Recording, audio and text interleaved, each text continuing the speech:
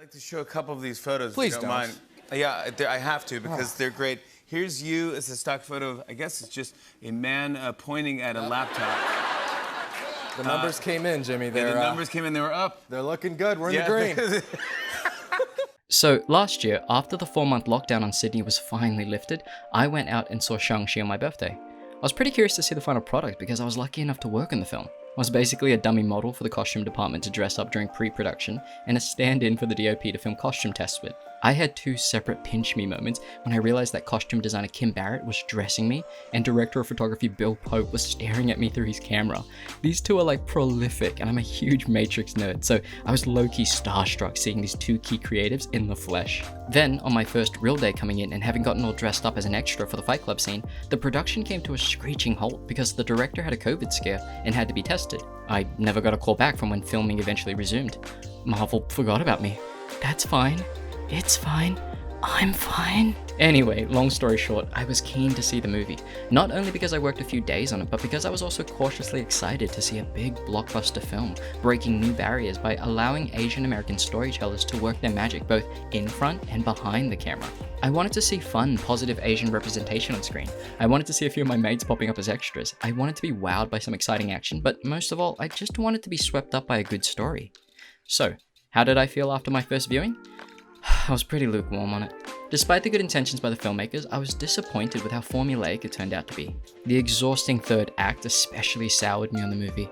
The Marvel Disney machine just seemed too safe and rigid for the filmmaking team to really break free of a lot of the usual superhero movie cliches. And what I felt was the most promising and fresh element of the film, that being the dysfunctional family drama, ended up being overshadowed by the usual relentlessly intrusive Marvel comedy. If he asked me to burn the world down, I would have asked him. Beef or vegetarian? Clunky narrative missteps, and an excessive CGI-heavy finale. It also doesn't help that they cranked out a script so damn late. You know when I got to read my script for the first time? When? 3 weeks into shooting. Oh, fun. I was like, that's how it ends. Oh, nice. They didn't even tell you? They didn't even warn you? I think I had like a blueprint. I had like, Okay. generally here's what happens, but yeah. But I guess when you take a step back and factor in just how much the pandemic affected the production, the fact that this is also meant to be, a crowd-pleasing family film, and the fact that the script was written concurrently with all the usual huge blockbuster pre-production prep being in full swing, like shit, even my pretentious ass can't help but think, all things considered, this could have been a lot worse. Perhaps I treated you too harshly. So I gave it a rewatch 3 months later with a fresh set of more forgiving and receptive eyes. And while I still think the movie has a slow and steady decline from about the midpoint onwards, It's just that knocking Wake Duncan with their knocking. I wish though, cause they couldn't get enough of it. I actually found a lot more to appreciate this time around, especially in contrast to the stuff I'd been seeing elsewhere that either sidelined, typecast, or underused Asian actors, and which also employed, shallow aesthetic orientalism and tired stereotypes. With a much needed reminder of just how lacking Asian representation can be in mainstream Western media, Shang-Chi really did hit me differently the second time around. Hi, I'm Dave, and I talk too much. You've been warned. And today, I want to lean into something positive, especially after cranking out that last 90-minute Joker critique. I think it'll be a nice change of pace to focus on how my views about this movie have unexpectedly morphed. It's always a nice surprise when we revisit a piece of entertainment and find ourselves feeling very differently about it.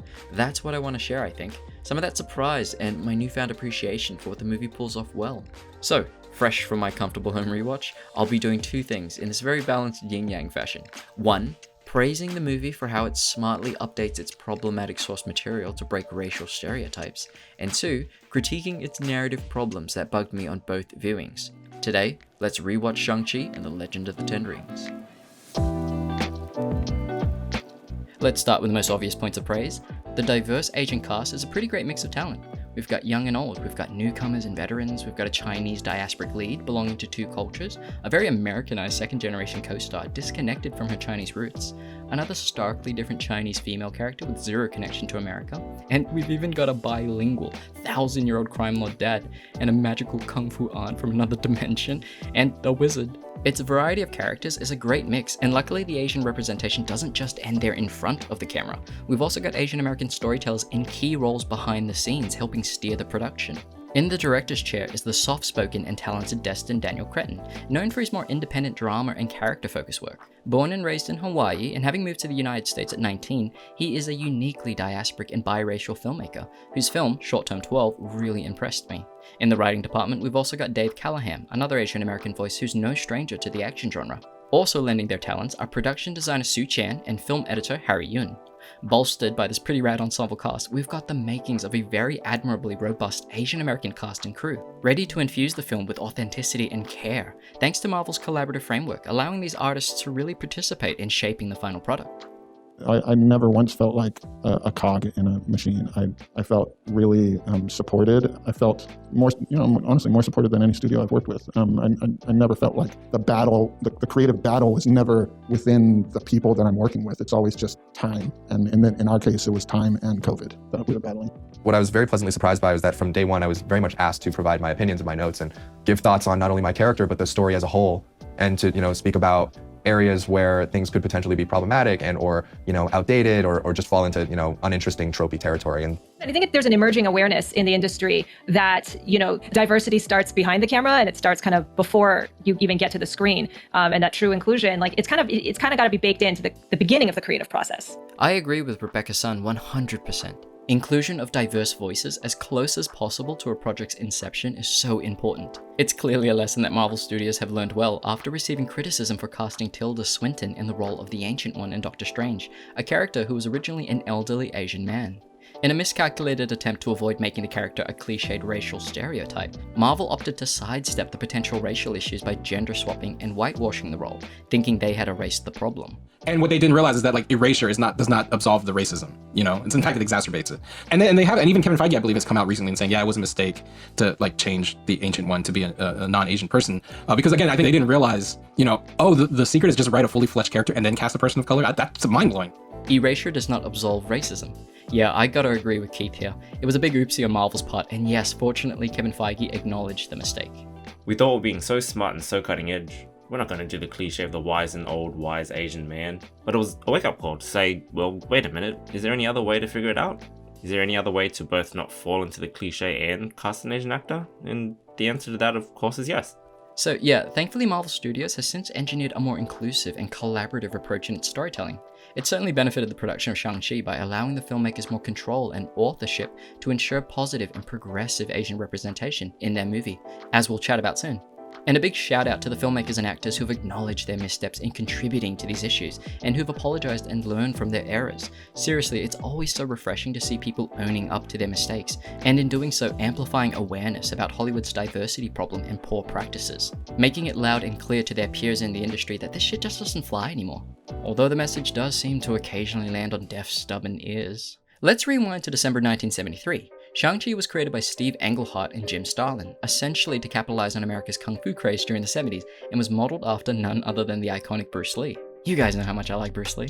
Additionally, the character was also written to be the son of Sax Rohmer's pulp villain Fu Manchu, because Marvel acquired the comic book rights to the character. If you were to imagine the most xenophobic Western embodiment of their racist yellow peril fears into a single caricature, that'd be Fu Manchu in a nutshell. A ruthless, thinly mustached Chinese criminal mastermind hell-bent on world domination. The character first appeared in novels, and went on to appear in movies, television, radio, comic strips, and yes, also comic books such as Shang-Chi for close to a century, and in that time propagated a hateful fear and mistrust of Chinese immigrants.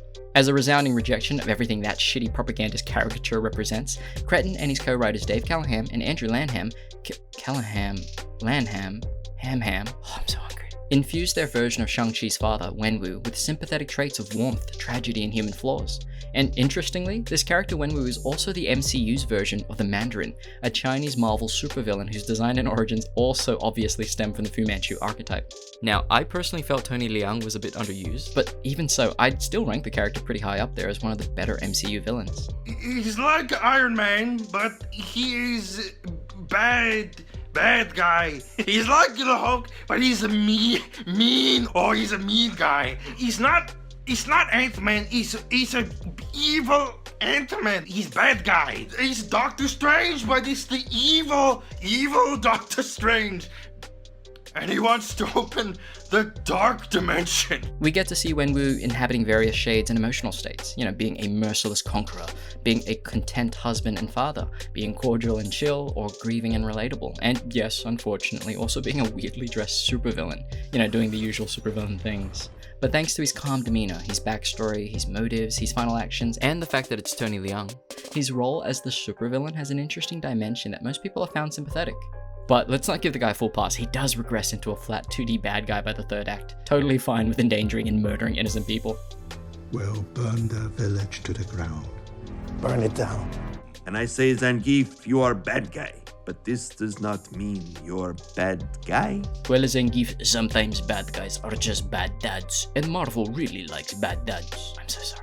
Regardless, it's terrific seeing Asian American storytellers being given the opportunity, the platform, and the creative freedom to solve and rectify these dated racist characters. When left in the hands of white creatives, even well-meaning ones, what we've ended up with in the past range from whitewashing to divisive subversion. My name's Trevor Slattery. Don't hurt the face, I'm an actor. And I didn't mind Iron Man 3's funny Mandarin twist, mind you, but it was a smart decision to retroactively make Wenwu also the real Mandarin to appease fans, and to interestingly cross-pollinate their franchises. By importing an Iron Man villain over into a Shang-Chi story, it allowed this movie to steer into the realm of fantasy because of the Mandarin's magical rings, reimagined here as bracelets akin to Hungar-style iron rings and are much more evocative of Chinese martial arts and classic Hong Kong films than, say, their original incarnation as, alien tech rings from space containing the souls of dead cosmic warriors? What? The change-up was a smart redesign to firstly make them visually distinct from the Infinity Stones, and secondly, they're now a much more interesting power set to see utilized in combat.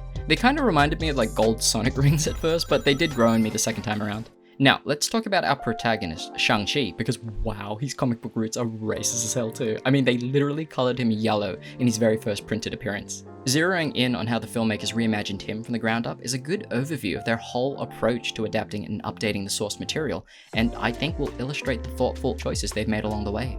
When asked about what essential ingredients he felt should be retained from the comics about his character, Simu didn't shy away from the fact that they kept very little intact from the comics. So I was wondering, which qualities about Shang-Chi, which were you excited to incorporate? What did you want to keep? And what did you want to make sure was not a part of this movie? What I wanted to keep, the name, the fact that he could punch real good, and I think the fact that he had a very complicated relationship with his father figure. But the rest, I think, didn't need to be any more than it had to. And we were never really impressed upon to embrace, elements from the comics that we ourselves didn't feel comfortable. I think there was an acute awareness that those were not stories that were told by Asian or Asian American storytellers. So how did they build upon these really superficial foundational character traits of being a skilled fighter and having daddy issues? Well, they made him feel like an everyman. Goofy, sarcastic, kind, but as the film progresses, also someone harboring heavy secrets. It could have been so easy for them to have fallen back on that tired character trope of having a silent, stoic, kung fu foreign guy with no personality other than his inclination to punch and kick people. $5 grand on the Chinaman. He's my friend. But they wisely went in the opposite direction, allowing Shang-Chi to feel like a decently fleshed out and relatable human being. And while I appreciate their attempts to sprinkle in some inner conflict to deepen his character, they unfortunately never really landed convincingly to me. When Shang-Chi just suddenly decides he'll kill his dad, or when he yells at his dad about being made into a killer, are the most egregious examples I bumped up against. The drama just felt forced at times, and I doubt anyone had any genuine concerns that Shang-Chi was going to go to the dark side. There's just too much lighthearted Marvel levity and a severe lack of real peril to buy into the idea that the movie has any real grit. Calm down, mate. I'm not dead, it's just a performance. Now get down here, play along. And one more nitpick that I have about the character is that they barely explored him being a diasporic Chinese person living in the US. It's kind of inconsequential and forgotten about later in the film, as pointed out by video essayist Yang Zhang from Accented Cinema. But the moment the movie enters Act 2, Shang immediately leaves America to China. And for the rest of its runtime, the movie does its best to show us an authentic, magical Chinese world, in what I can only assume an attempt to appeal to the Chinese market. The American side of Shang-Chi's Asian American identity no longer matters. The film wants to be a Chinese film more than an Asian American movie. As a result, outside of the small moments in the beginning, Shang-Chi never engages with America. His identity as an outsider is not challenged. To him and to the film, going to China is indeed going home. Despite living in San Francisco for more than a decade, Shang-Chi is still presented as an outsider, and that's somehow normal. Shang-Chi was born in China, was brutally trained to be an assassin, then escaped to live in the US in his early teens, and seems to have assimilated into his new home very well, like perfectly. He speaks fluent English without any hints of foreign accent and would strike most people as being an ABC, a local, seemingly born and raised in America. I'm not saying this isn't possible, but it sucks that the unique experience of feeling like an outsider in both your diasporic home country and the country you were born in is not explored. That strange discomfort of not feeling quite accepted by the two cultures you've lived and breathed in is such a rich and interesting realm, not often explored in movies, let alone these kinds of movies. It's especially disappointing when both Destin and Dave seem acutely aware of it being a distinctive aspect of Shang-Chi's worldview and character. I could not think of a more perfect person to play Shang-Chi. I think Simu has a very unique ability to cross over between American and Western culture and Chinese culture. He's fluent in Mandarin, and his background really spans both cultures fairly evenly. Yeah, that code switching is super important because it's a theme that we wanted to cover in the first Asian American-led Marvel movie. A throwaway line about how hard it was for him to adapt to the cultural change or how foreign the US was to him at first would have been appreciated. There's actually a deleted line where Katie comments on Shang-Chi's guardedness and the fact that he lived in a foster home that was a little hint at the difficulties of that transitional phase for him. It could have easily stayed in. I know that you don't like to talk about your life before the foster home, but just in case you don't know, I'm here. Like if you need anything, talk about anything.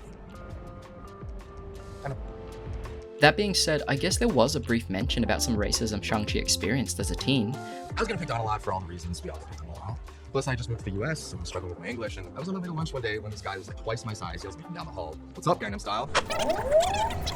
And right before he's about to throw the first punch, Katie comes out of nowhere, steps right between us, and starts screaming the lyrics to Hotel California. What? It's the art of confusion. But it unfortunately ends up feeling mostly like a setup for a dumb joke later, as opposed to being a proper glimpse at experiencing casual racism.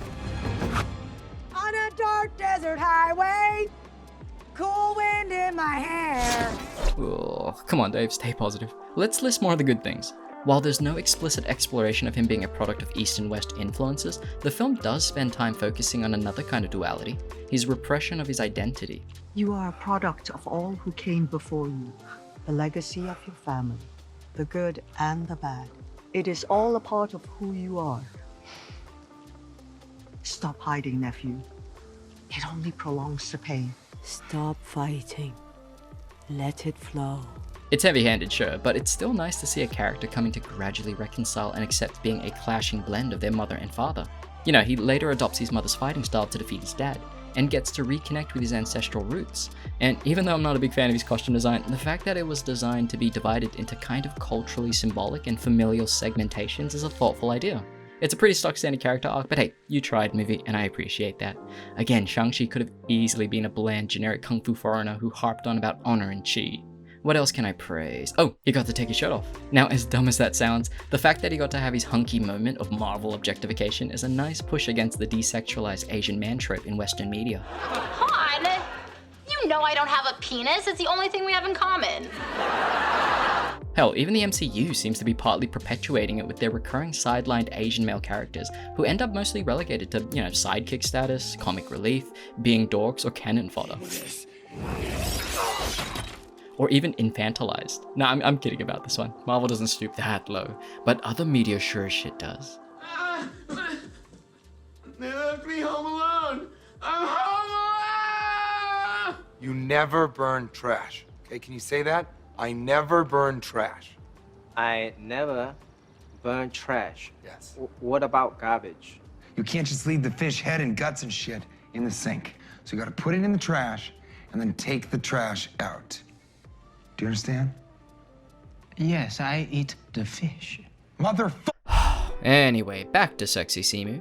Because Asian men are quite often painted as emasculated, undesirable, and sexless in Western media, in a weird reversal of what would normally be considered objectification comes across here as something that's refreshing and obviously self-aware. I'll take your shirt off. Is that a weird thing for you to navigate yourself, in this position now of having these conversations about self-image and masculinity and desirability within this community, as you mentioned. I'm glad that it's a part of the conversation at all. You know, growing up as an Asian guy, you know, for sure, there's moments where you feel emasculated, where you feel like the way that you're portrayed in the media is such that you're, you know, undesirable. And I think that affected my self-image growing up. It affected my self-confidence, my ability to see myself in a romantic setting. But I also think that, you know, Asian women experience this on a very different level, but nonetheless, you know, as a flip side of the same coin. And I think it all kind of has the same root, which is that we, men and women, have not been the masters of our own narrative over time. And that's caused kind of one part of our community to be hypersexualized, one part of our community to be desexualized, whereas we both collectively just want to be seen as human beings. And I think that, you know, the key to our salvation comes from being able to tell our stories and being able to communicate with one another and to collaborate and cooperate. Simu gets it. I appreciate how conscious he is about these problematic issues of representation in Western media, and the fact that he doesn't shy away from talking about them. He's not just a pretty face. And his comment on how hypersexualized Asian women are is spot on. Do we make you sleepy? Well, you make me many things, but sleepy's not one of them. So, with that in mind, can we just take a moment to appreciate the women in this movie and how surprisingly developed and well portrayed they are? These aren't your usual female action movie stars propped up as eye candy for men to ogle and objectify. This hypersexualization is particularly prevalent for Asian women who've long been reduced and exoticized as objects of sexual desire by Western media. It's a frustrating cross-section of racism and misogyny that often paints Asian women as submissive, gentile, and mousy damsels to be rescued, or an exotic sexual conquest. I don't know where to start. I'll take that one right there. She got to come. Oh yes, she's very nice. So with this rampant brand of yellow fever and the other kinds of problematic portrayals very much present throughout mainstream Western media, the MCU included, I'm learning many things like I'm a pet and ugly. the fact that we ended up with such interestingly varied and surprisingly fleshed out female characters is awesome. It's definitely one of the film's strengths. At the forefront, we have Katie and Xialing, two thankfully well-drawn characters who are both on journeys running parallel to Shang-Chi. Katie is a loud, outspoken, and big personality. Oh my god. Contrasting the usual stereotypical expectations of the reserved, quiet Asian woman. She also defies the tired racist stereotype that Asian women can't drive. How much signal I need to cut across 8 lane? None? I turn now. Good luck, everybody else! In fact, she's such a competent driver that it becomes an important skill set that saves lives at the end of the bus action scene, and helps our heroes advance in the plot. Is there another exit? The other end of the garage. She even has a character arc of sorts, going from being a bit aimless and hesitant about fully applying herself to shooting dragon arrows through soul-sucking demon throats. It's like every time I get moderately good at something, I just quit and start something new. But I just know my own limits, and I'm not gonna waste my time chasing something that will ultimately be a disappointment for me. That's not me. 如果你心中没有靶子，就是无的放矢。 I like to be my own worst enemy. There's no risk if you don't try at anything. Again, it's super on the nose, but it distills her journey of growth nicely. On my first watch, Awkwafina's presence admittedly bothered me. She just gave me distracting deja vu to Raya. Look at my people arms and my people face. Look how close my butt is to my head. And I just found her a little grating and extra. Mama, you saw that? That was tight.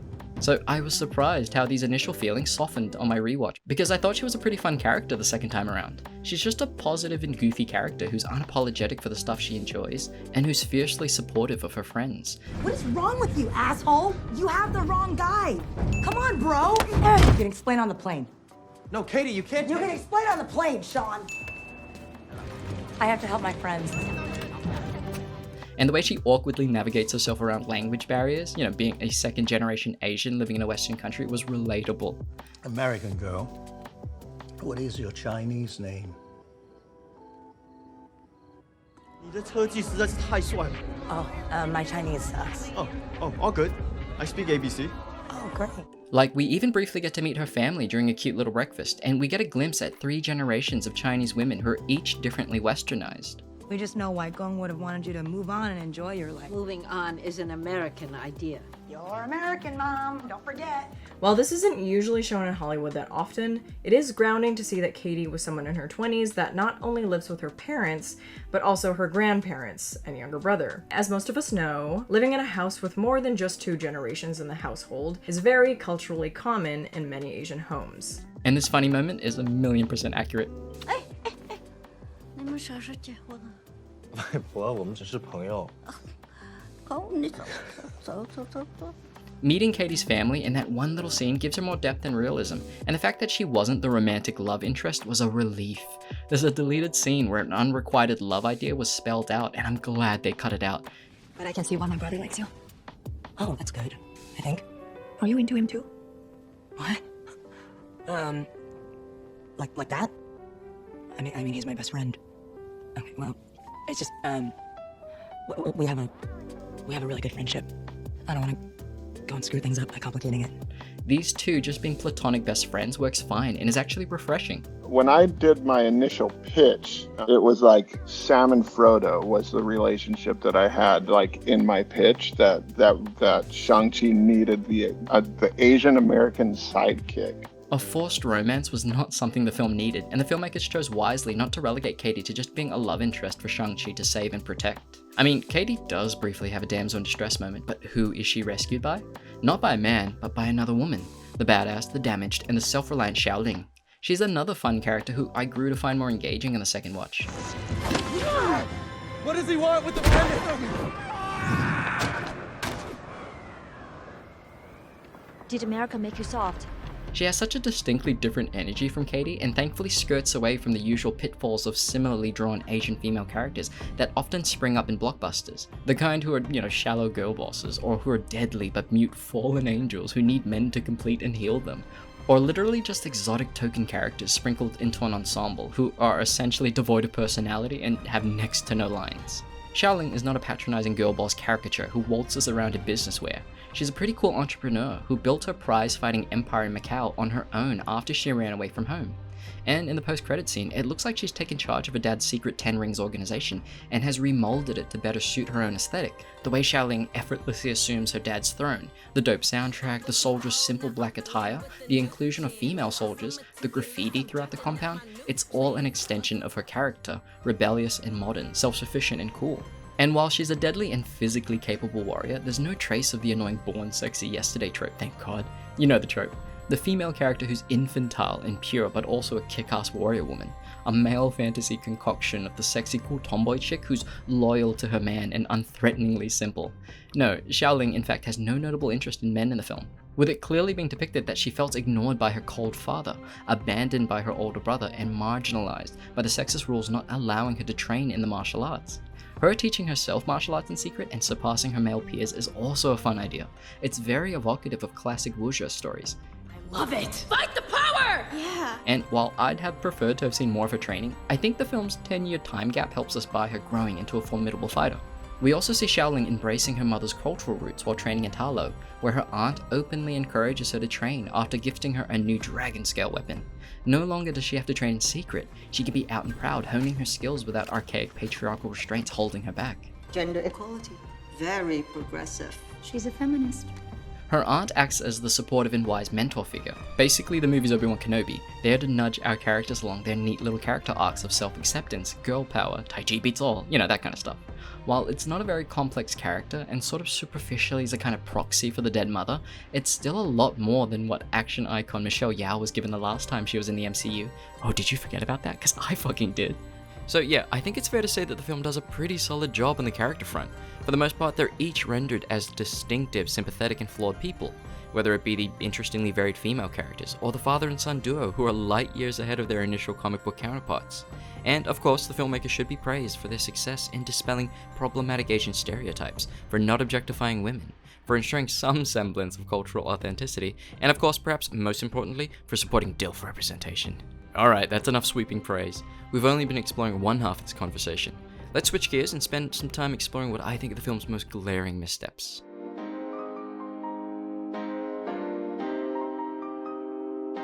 First up, I love that the film wanted to focus on this broken little family, but I don't think the film executes this to its full potential.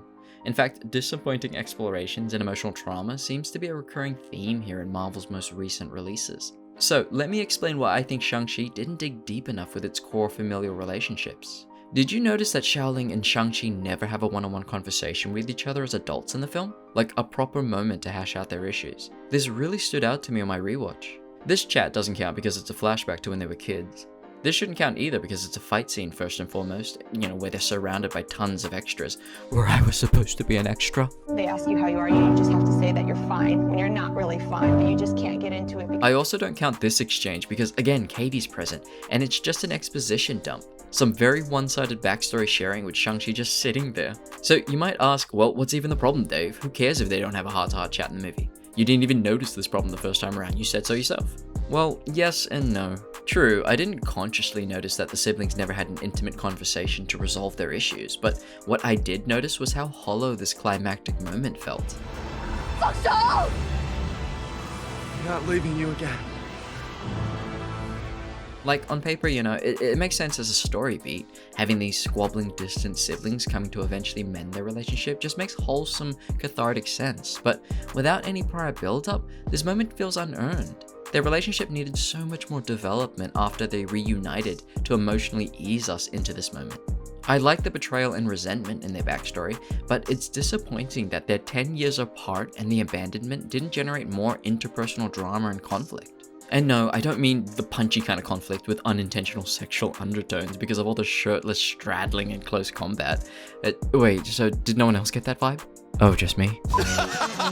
And to be blunt, Shang-Chi deserved to be dragged through the mud more for having abandoned her. The movie is way too overprotective with his character. The movie's kind of terrified to make him even briefly unlikable. A more thorough and balanced exploration of this relationship would have had us sympathizing with both siblings, while also illustrating their flaws and shortcomings. And in Shang-Chi's case, it's pretty awful that he lied to his sister's face, before abruptly abandoning her without any attempt at contact for a decade. Her resentment's totally fair. Shang-Chi's guilt and shame needed more attention. Speaking of which, there's actually a deleted scene of them having a quiet, intimate exchange prior to the big battle that helps probe their estranged relationship. In the scene, Shang-Chi tries to apologize to Xiaoling, but she flat out rejects it. When Dad asked me to help him avenge her death, he gave me a choice. And I chose to desert you when you needed me the most. You shouldn't have gone through that alone. I should have been there. Lina, 你可以原谅我吗？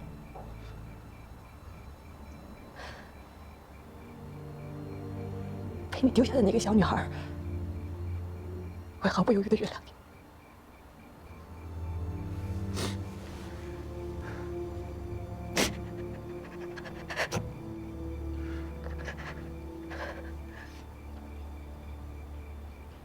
可是我认不出那个小女孩了。 It's maybe her best scene, and it's a shame that such a quiet human moment wasn't allowed any space in the final cut. Seeing Shang-Chi verbally trying and failing to mend their relationship would have helped bolster seeing him later physically demonstrating his regret and resolve here. I mean, he's essentially choosing the well-being of his sister over the safety of everyone else. It's game over if the dragon's soul is taken, and Shang-Chi's decided his sister is more important than that.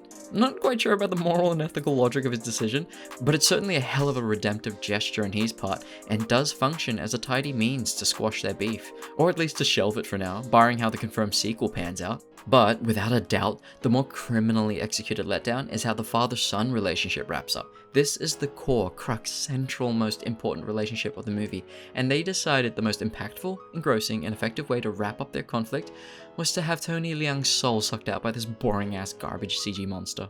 There's no penultimate moment where Wen was talked out of his crazy plan and comes to the realization that he's been a shitty dad whose relapse into supervillainy is what broke his family apart. There's just this lame beat of, "I won't kill you, Dad," a short pensive stare, heavy-handed flashback inserts, and then his lackluster and awkward death. And prior to this, there was just fighting and some bland melodramatic lines being exchanged. This particular line just doesn't work for me on any level. You were there when they came for her, and you did nothing. You stood at a window and watched her die. Like, dude, what? What? He was like 5. What did you expect him to do? Fight off 20 gangsters? This shit ain't Young Dragons, man. This shit wishes it was Young Dragons.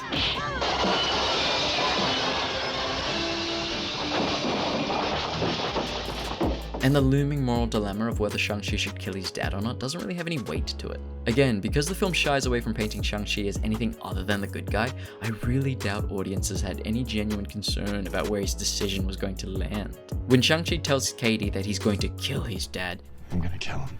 it falls as flat as when Rey tells Finn that she's gonna kill her grandpa, Palpatine. Going to find Palpatine and destroy him.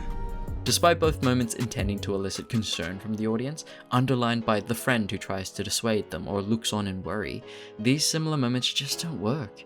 And admittedly, I guess them both being safe crowd-pleasing Disney blockbusters also hinders the believability factor. But then again, do you remember how this fight from Civil War ended? I remember how intense it was the first time seeing Captain America desperately raising his shield over Iron Man's terrified, bleeding face for what looked like a killing blow. Like, holy crap, I'm not gonna lie, the movie genuinely tricked my over-analytical adult brain for a split second here. So I think it's just a matter of execution, staging, and solid filmmaking to really enthrall us in the action and drama. I never once for the faintest second believed that Wenwu was in any real danger from his son, and it's not hard to see why. Neither of them have a scratch on them despite how much they've been fighting and blasting magic rings at each other. It's just cartoony. And the choice to make the potential death blow a Kamehameha / Hadouken is so stupid. This was meant to be a tense moment, but they deflated any sense of suspense by making us think about anime and video games. And they're also just casually standing opposite each other in a big old fake CG environment. Meanwhile, Iron Man's helmet is busted, he's pinned down, bleeding, and cowering, and Cap seems to be launching into a terrifying decapitation. There's just more drama and thoughtful staging at play here. It's a grounded brutalist setting, the rising music's scary, the sound effects are overwhelming, the cuts are rapid, and it all cohesively creates this kinetic panic and urgency. I bought that this bromance was violently imploding. Meanwhile, Shang-Chi has little camera zooms added in post. Anyone can do that. It feels like such a cheap afterthought. So yeah, the literal staging and blocking of this will he kill his father moment is pretty flaccid. And similar to this moment that follows, it's largely due to insufficient build-up. Firstly, do we even know Shang-Chi's stance on murder? Sure, we had that late moment of him sadly confessing to carrying out an assassination as a teen, but we've seen him kill henchmen earlier in the movie, and it's often played off for comedic effect, with no regard for their lives. He was also straight up ready to murder Death Dealer as well by stabbing him in the face. So it all undercuts this moral dilemma of, will Shang-Chi murder his father? Will he lose his soul? Will he be a killer? Find out next time on Dragon Ball Z. Secondly, as noted earlier, there's been minimal groundwork to make us believe that Shang-Chi has those darker depths. I mean, the ingredients are all there in his traumatic upbringing to have interestingly revealed that he isn't as squeaky clean or well adjusted as he seems. But instead, the focus was placed on, making him happy-go-lucky and quippy for the majority of the time. I suspect the film's reliance on flashbacks may have also had a hand in some of these issues too. It was definitely a structural choice I disliked after my first viewing. I won't speak on this for too long because Just Right has already covered this topic really thoughtfully in his own video. You should definitely check that one out. Suffice it to say, if the story were told in a more linear fashion, it might have allowed for us to, more quickly and easily grasp Shang-Chi's character and emotional scars. The jumbled and slightly mistimed flashbacks end up weakening our immersion with the overall story, our understanding of Shang-Chi's motivations, and creates pacing issues. The flashbacks also make things feel a little overcomplicated, especially when compared to the other more structurally simple origin stories in Marvel's Phase 1. For example, look at Iron Man, Captain America, and Thor. They each open with a little tease of what's to come, but then rewind and tell very linear, straightforward stories. I also hate how needlessly large the stakes were. Shang-Chi starts promisingly rooted in fantasy martial arts and being about a broken family. By the end, it's about an ancient interdimensional evil that will eat everyone's soul if not stopped, and the big bloated battle takes place in a different magical dimension. It's a universal threat. It just feels too big for an origin story, and more generally speaking, too large to feel personally relatable. We're not even on Earth anymore. Shang-Chi quickly becomes an adept superhuman, despite this being his first foray into the supernatural, and the disconnect hit me hard. Initially, Shang-Chi is having punch-ups on a bus, but then an hour later, he's leaping off the back of dragons without hesitation, superhumanly surviving maneuvers and jumps that would kill humans, and taking hits that we've seen earlier are able to flatten armies and bring down castle walls. Plus, he's fighting his 1,000-year-old dad, who has an inhumanly long amount of first-hand combat experience. Shang-Chi's like a 25-year-old valet, but beats his dad with the martial arts movie cliche of Tai Chi overcoming hardness. It's just so contrived and boring watching him literally not being affected by his dad's attacks.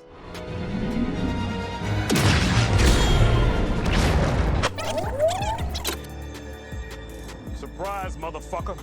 And then putting him into the sudden checkmate, somehow. It just solidifies my belief that Wenwu shouldn't have been stopped by physical combat. Stopping him shouldn't have been dependent on violence and brute force. Shang-Chi needed to change his dad's mind. He needed to get through to him with his words. The movie as it is now doesn't allow the two repressed and damaged men a proper chance to make amends.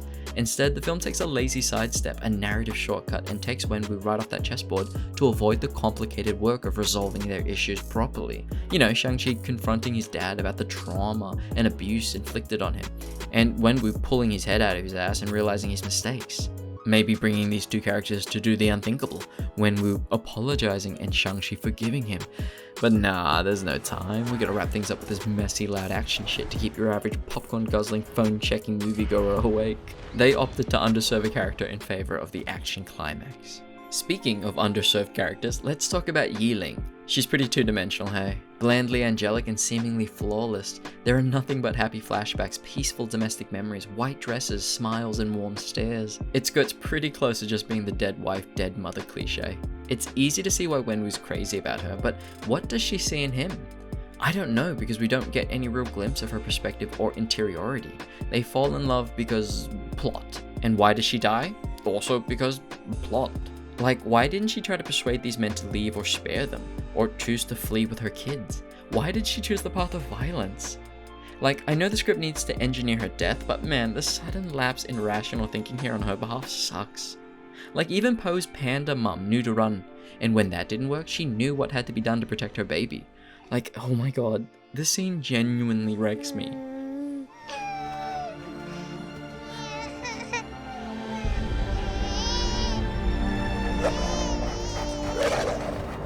My emotions! My emotions! Meanwhile, this scene makes me eye roll. I know Yiling's death is meant to be a sad scene, but it feels so forced and melodramatic. And it's kind of visually awkward too. Like, I understand this is a Marvel movie for kids, so the violence is bloodless and nuded, but there's just something goofy and phony about having her perfectly poised corpse in the middle of the garden surrounded by the 20 gangsters she took out in her last stand. It's a really contrived story beat that just doesn't emotionally work for me. And finally, here's another narrative moment to nitpick that lands without any flair or impact. When Shang-Chi and Xialing are given their specially made dragon-scale armor, what are essentially their superhero costumes, they don't get a cool superhero reveal. They don't suit up. The first time we see them in full costume is when Wenwu's soldiers arrive. It's presented with no build-up or excitement. Xialing is just waiting around, and Shang-Chi and Katie are just awkwardly jogging over to meet her. What a missed opportunity. They're about to go to war. They're putting on these magically endowed pieces of tailor-made armor commissioned by their mum before she died. It's yet another character beat that should have been present before the third act action mess. A quiet moment that builds on their initial reactions to the gifts, where Shang-Chi and Xialing could really process what it means for them to put them on. They're going to honor their mother and really align themselves with the people of Ta Lo and become superheroes. And god damn it, while watching interviews during my research, I found out that something exactly like this might have been shot but was deleted. It was also at a time where the character was going through a lot and struggling to come to terms with, you know, being in the new village and just so frustrated at himself and at the world. And it's one of the, you know, it would have been one of the first points in the movie that you see him in the suit. The scene never actually ended up making the movie. It ended up being cut, but I remember it was very much just like, you felt the gravity of that and the gravity of like, it's almost like your parent, you know, you're literally wearing your mother's hopes and dreams for you. And it's like, you know, it can feel extremely empowering, but it can also feel crippling in a lot of ways, just feeling the weight of all that. I've never thought about that, like the expectations of parents that you like move into that suit. Marvel, Destin, why? Surely you guys could have given us this 2-minute character focus moment of introspection. You could have easily chopped out, you know, a 2-minute blob of repetitive action, or some of Trevor's screen time to make space for it, right? So you became an actor because you thought the monkeys were actually... Riding horses, I did, yes. When in fact, they were simply acting as if they were riding horses. I still can't get my head around it, to be honest. Okay, that's enough negativity. You get the point. As well-meaning as the movie was, it's not without its faults. Tripping over into unearned emotional climaxes, simplistic archetypes, being fixated on the protagonist's likability, not being as anchored by the quieter human drama as it could have been, and just not giving this villainous Dilf the exit he deserved. Alright, let's wrap things up.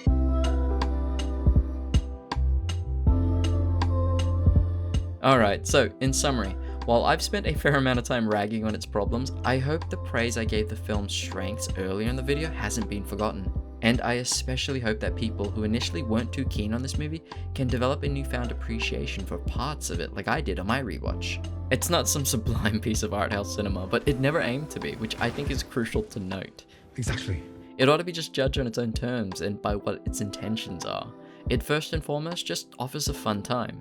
But if you're burnt out by the onslaught of MCU content, boring ass Marvel movies, I honestly get you. And if you also mentally checked out by the third act and were also pummeled into your seat by the excessive humor, the cartoony stakes, and the formulaic story beats, I'm right there with you too. You have to get past the Avengers and Marvel shit at some point, okay? Other people make movies. But if I dial back my pretentiousness and that part of my brain that's hypercritical, I have to admit this isn't a bad movie. It's a family-friendly fun time. Like, Paul Thomas Anderson enjoyed it, so honestly, fuck me, right? Like, what do I know? Shang-Chi is an encouraging example of Asian Americans being the authors of their own story in a format that is as mainstream and mass appealing as it gets. And because Disney and Marvel deferred to the experiences and opinions of these Asian American storytellers whenever possible, the dated comic book source material was successfully adapted into an entertaining and crowd-pleasing blockbuster that helped progress and fortify Asian representation in Western media. We did it! We solved racism. Thank you. What's exciting is that right now we're in a world where we can do a movie like Crazy Rich Asians or this movie and just show people variety. And to me, the variety of personalities of characters, even in this, I mean, primarily everyone's of Chinese descent, but like everyone's so different, so drastically different. And to me, that's one of the ways to break the stereotypes. I hope this video helped give some of the film's underappreciated elements a well-deserved highlight, because those ingredients really should be celebrated and will hopefully become more commonplace in the future. Hell yeah. Films with refreshingly varied Asian characters, films with solid thematic foundations and cultural authenticity, films told with sincere and collaborative effort by Asian Americans who are supported by studios. I remember listening to a podcast interview with Filipino-born American actress Jennifer Paz, where she pitched the idea of what she called a social impact advisor, and thinking it was a great idea. Like, why can't we have that kind of like authentic voice in a writer's room with a person of color, like a social impact advisor? You know what I mean? Like, I think we need to have more social impact advisors in these writers' rooms. If you're gonna write Asian stories, really look at this culture that you're gonna write about. So when I noticed cultural consultants appearing in the end credits of Turning Red, I was thrilled. This needs to be the norm. It doesn't matter. It matters. If stories are being told about people of color, there need to be people of color helping craft these stories from start to finish, whether in the director's chair, writer's room, or in a consulting capacity. It all matters. China. Stick to noodles, right? Is that racist? Yes. A little bit. No. When Shang-Chi first appeared as a comic, it was the invention of two white guys who leaned into Orientalist stereotypes. Fast forward 50 years, and now we've got Asian American artists who've helped create this fun, breezy American superhero movie that actively rejects Asian stereotypes through an admirable dose of cultural care, authenticity, and sensitivity. At least that's what I hope you can now see after my rambling. I was definitely a bit of a curmudgeon after my first watch, but I'm happy to have been able to work past that to better appreciate its strengths and the overall positive cultural impact and relevance it's had for many other people. You know, when I was still struggling as an actor, I had this job where I literally dressed up as Spider-Man for kids' birthday parties. And the reason why I dressed up as Spider-Man is because I was Asian and I couldn't show my face. There weren't any Asian superheroes, you know? So I could only play one of those heroes with a full mask. And it's pretty incredible now that, you know, not only is she making it to the big screen, but he has no mask. His face is, you know, it's just his face, and he's out there. As always, if you've made it to the end, thanks for watching. I really appreciate it. It's just a creative little side outlet of mine, but I pour a lot of time and care into these videos, and I hope it shows. If you'd like to support this little channel of mine, be sure to like and subscribe and comment. Well, that's all from me. I'm Dave, and I talk too much. See you next time.